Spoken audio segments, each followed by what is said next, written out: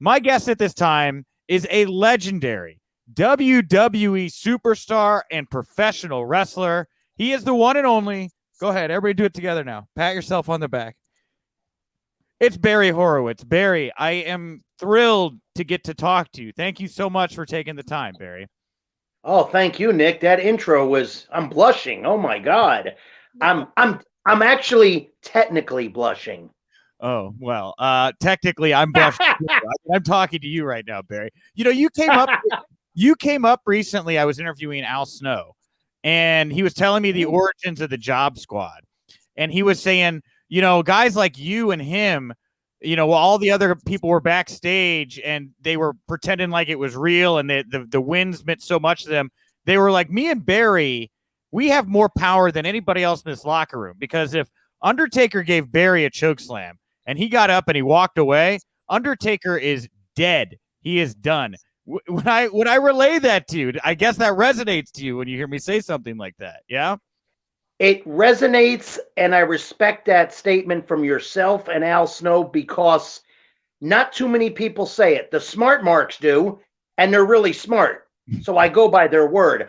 The boys, they won't put me over. You got jealousy. You got this. You got that. Somebody's going to take my spot. You know what I mean? It's called insecurity. But I appreciate that from Al. I've always respected himself. I've traveled with him and Glenn Jacobs back in the day when he was Avatar. Okay. And he's totally right with that statement. We could embellish on it. I mean, we could go on and on with that statement, but if you go in the ring, and I've seen it, and you don't make a superstar or try to make a superstar, he's not going to draw.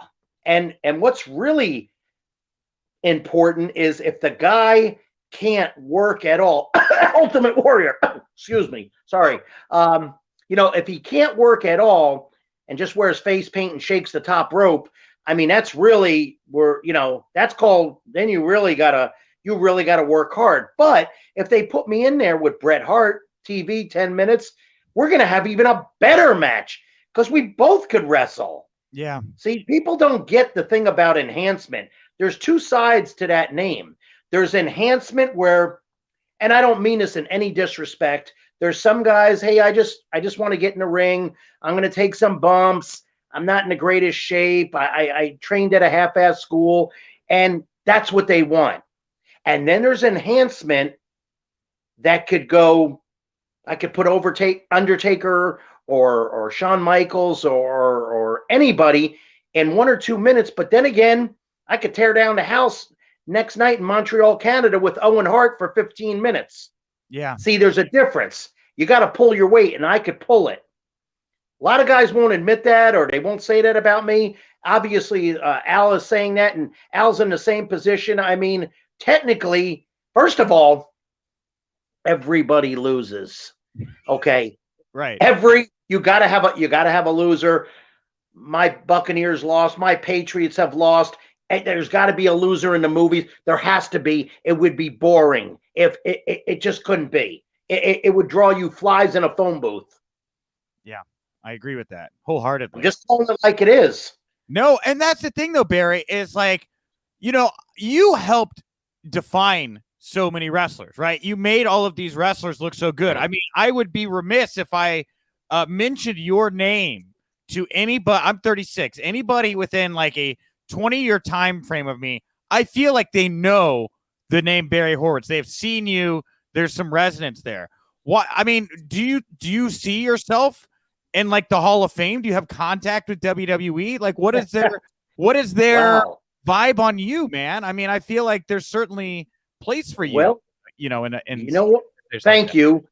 First of all, that Hall of Fame is, I think, all in Vince's mind.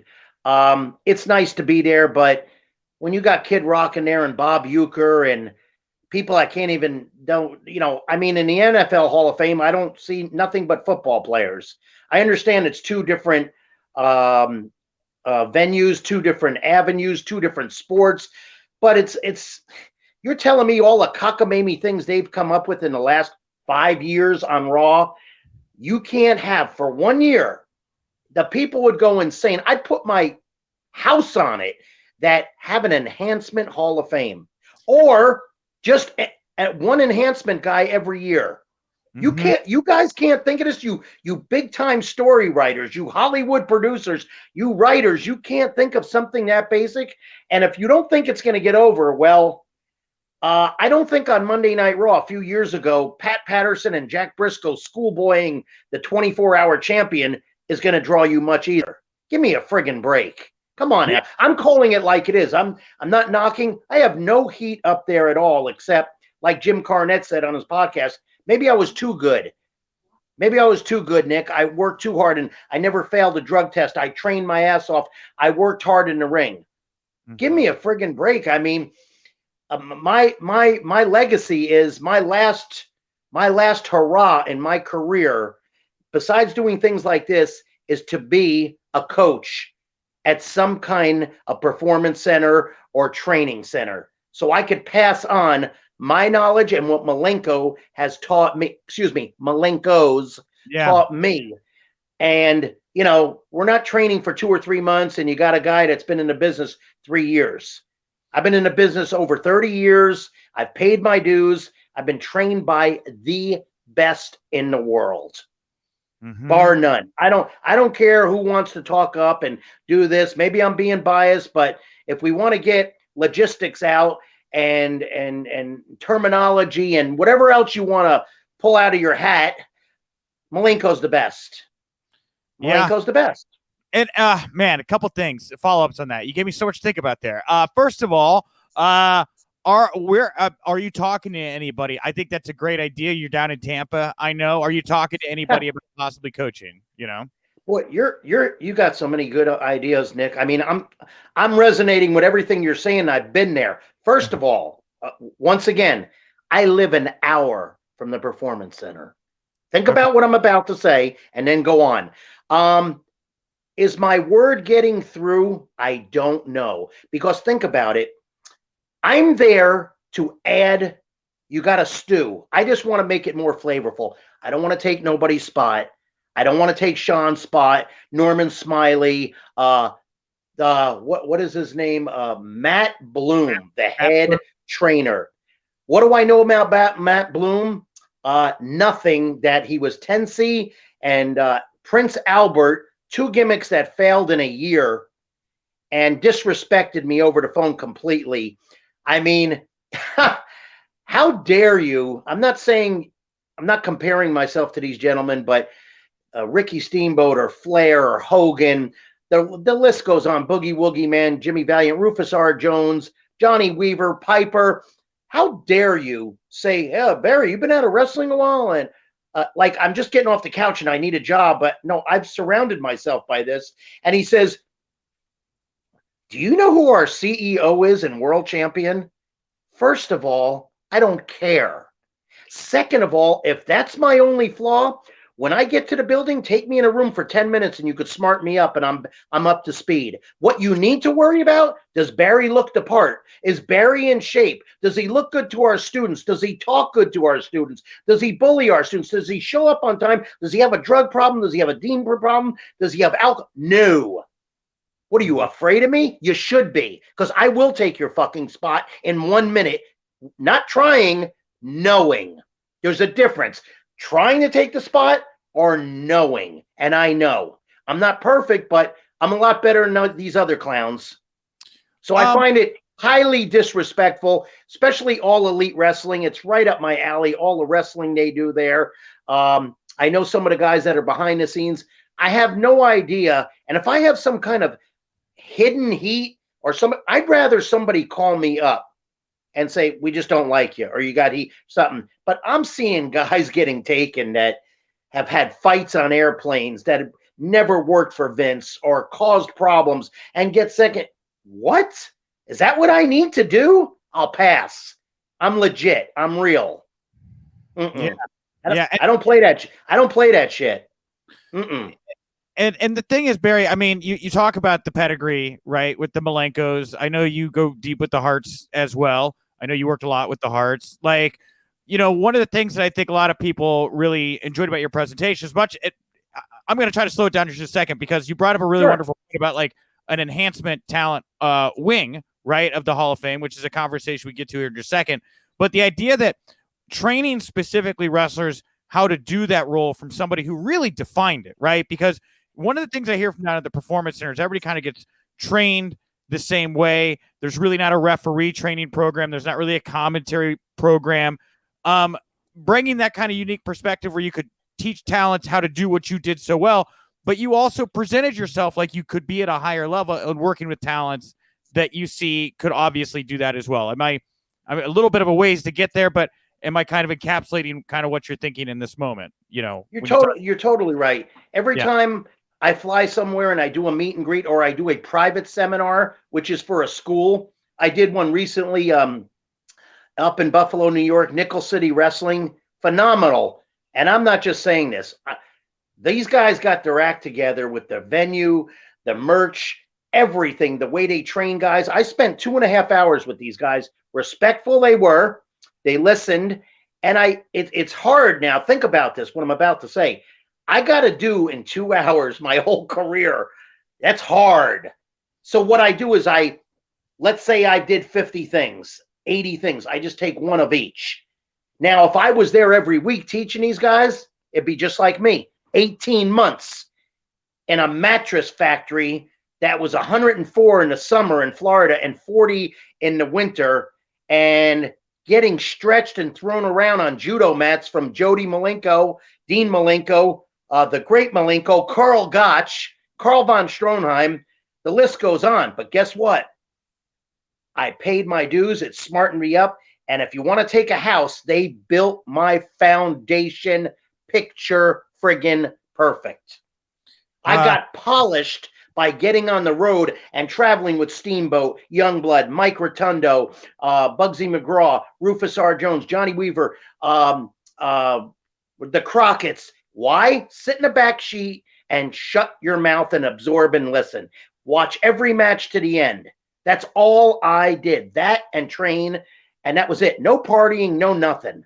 None of that. And I got polished. I was there 2 years, 6 days a week, traveling from anywhere from Charlotte to Fredericksburg, Virginia, which is a 300-mile trip.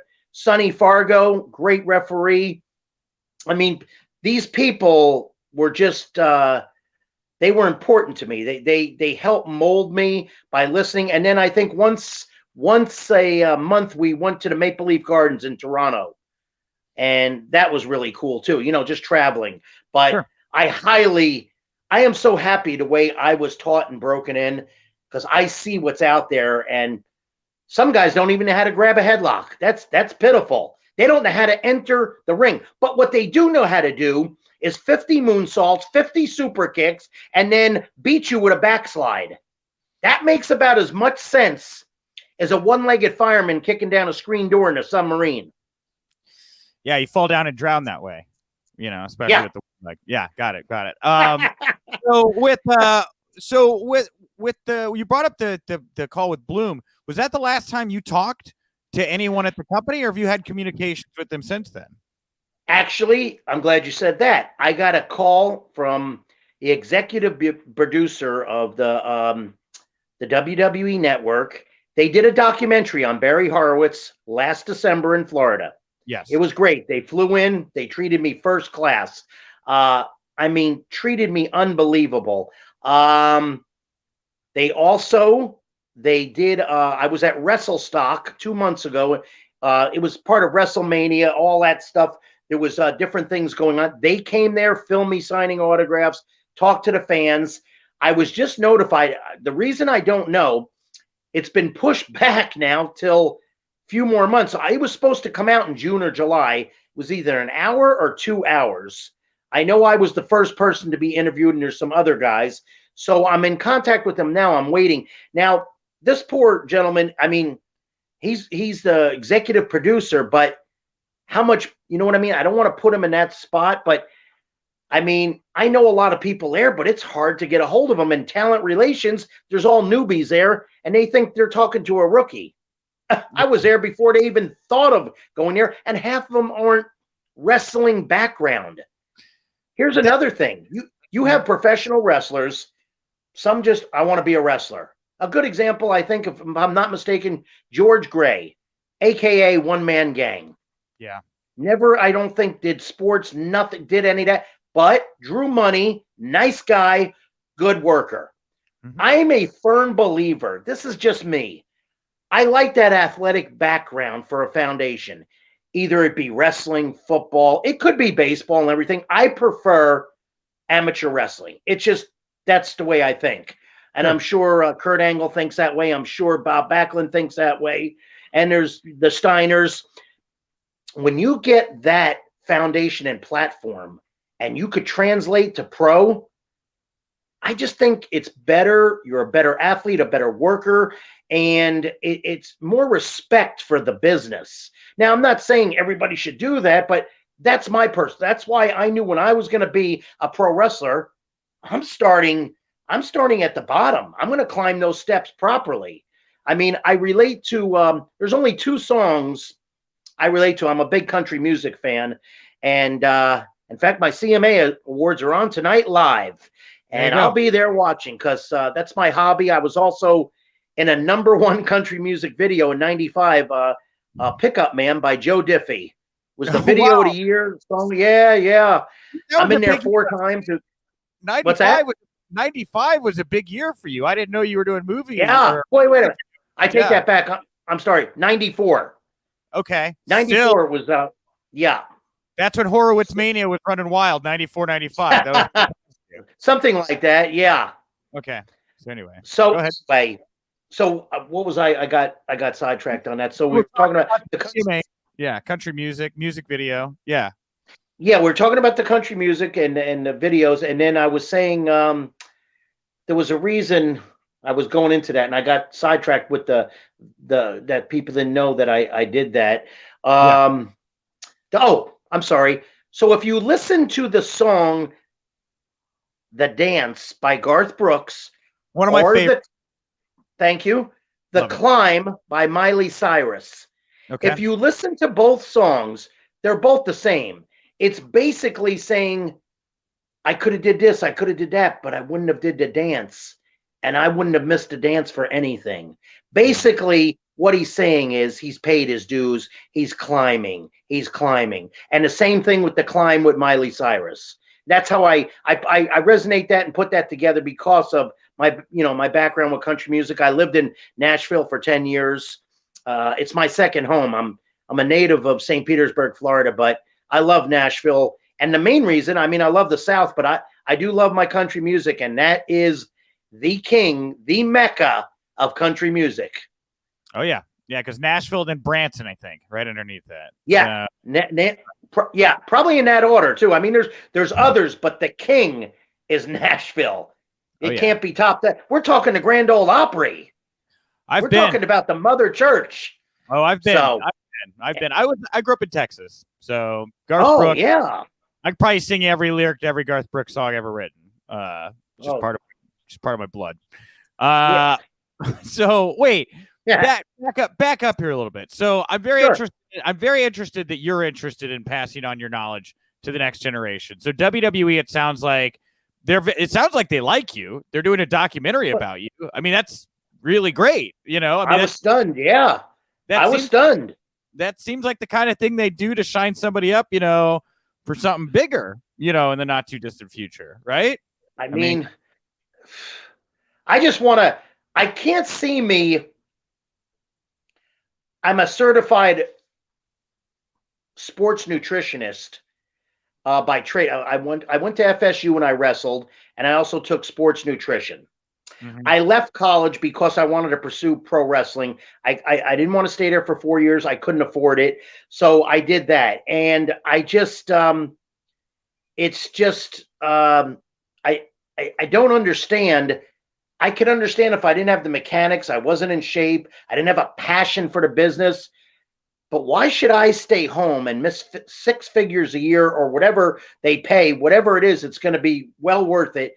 And I enjoy doing it and I have a passion, but some other jamoke that could care less is making double what I did nothing for the business except cause problems. But once again, that is the nature of the beast of the wrestling business.